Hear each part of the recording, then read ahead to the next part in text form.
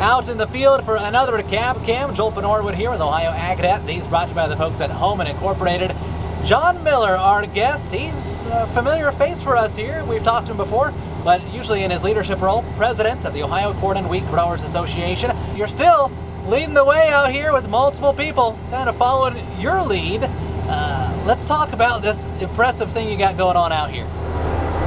Well, we're baling straw today. We got the wheat all harvested as of last week, and we have a pretty good group of guys, cousins and I and a couple good friends and neighbors try to bale a good bit of straw. We bought this new bale bearing over the winter, and I'm actually bundling bales of straw in because they're all small square bales. It's what we handle.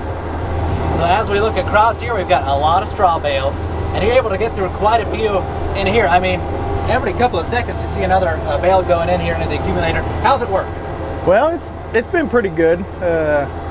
It's kind of tedious for me. I don't normally answer texts or look at the radar. I basically just drive, because by the time I look away, I have about 3 or 4 bales lined up in front of the pickup. But overall, it's been pretty good. As of this morning, it's bundled over 50,000 bales. So a few little maintenance issues, but overall, it's pretty good. It says I should be able to bundle 900 bales an hour, but realistically, with the field conditions and everything, maybe 700 is what I'm doing an hour, which the 53-foot van trailer, we're getting 714 in, so usually about a trailer per hour. Sure beats maybe those high school days of going out there. I don't know if you're ever on the back of the wagon and stacking it yourself with some friends and in these conditions. Yeah, definitely. Back when we were in school, we started selling straw off the wagon for $1 a bale, when we thought it was usually all cash money, and we thought we were really living right. So kind of just slowly grew the baling end of it to kind of where we're at today. Most of it's still all sold out of the field. Have a couple big buyers that come and pick it up as we're baling. And it's nice, you do bundle it like you said, put it together with twine right through the accumulator back here. But also, they are small bales, so if a customer wants that, it looks like they can take advantage of that as well. Yeah, the best advantage of it is being able to pick them up out of the field. We used to run Holscher accumulators, and we dropped 12 bales at a time, and then we'd have to pick them up, where now we're bundling 21, and the loaders can pick up 63 at a time, so loading out of the field is really efficient. The three balers that we run, I usually get behind picking up after 3 balers. I can keep up with 2 pretty easy, but 3 in good straw, that's about as much as this machine would handle in a day. And you got a chopper out here. We run stripper heads on the combines running the wheat, because a lot of this straw ends up going to a horse racetrack in Pennsylvania, and they like the long straw.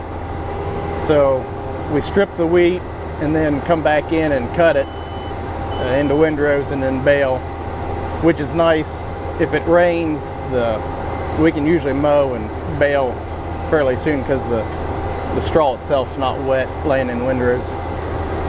How many bales have you gotten through so far?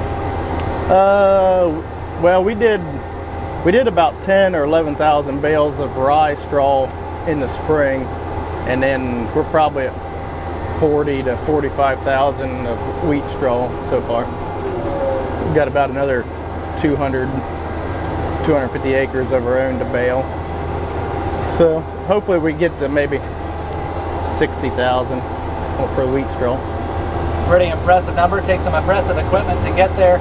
Let's also talk about, how did the wheat harvest go for you? Well, it wasn't bad. So far, most of it's still in the bin, but what we have hauled in, the quality's been pretty good. The test weight was good. We usually start running wheat when it's wet and dry it, just to kind of keep the quality of it.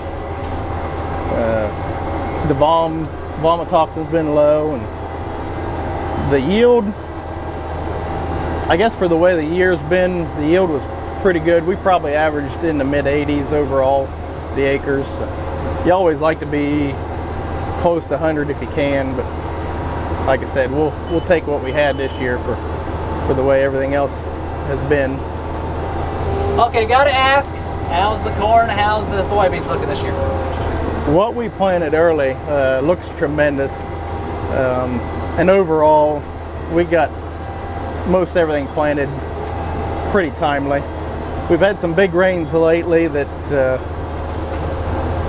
kind of hurting some of our later planted stuff, but overall we're pretty fortunate in this area. We got corn, the corn that we first planted, it was tasseling there the 4th of July, so if we keep getting timely rains on it, it should be pretty decent crop.